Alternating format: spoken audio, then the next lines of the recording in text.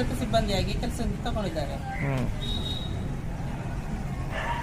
2 ವರ್ಷ ಆಯಿತು. ಆವಾಗ ಇದು 3 ವರ್ಷ ಆಯಿತು. ಇನ್ನು ನಿಲಯ ಪಾಲಕರಿಂದ ಕಿರುಕುಳ ಆಗ್ತಿದೆ, ಲೈಂಗಿಕ ಕಿರುಕುಳ.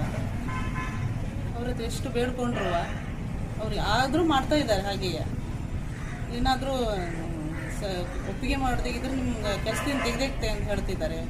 ಕೆಲಸದಲ್ಲಿ ಟಾರ್ಚರ್ ಕೊಡ್ತಿದ್ದಾರೆ. ಆ ಕೆಲಸ ಮಾಡಿ, ಈ ಕೆಲಸ ಮಾಡಿ, ಹಾಸ್ಟೆಲ್ ಕೆಲಸ ಮಾಡಿ ಅಂತ.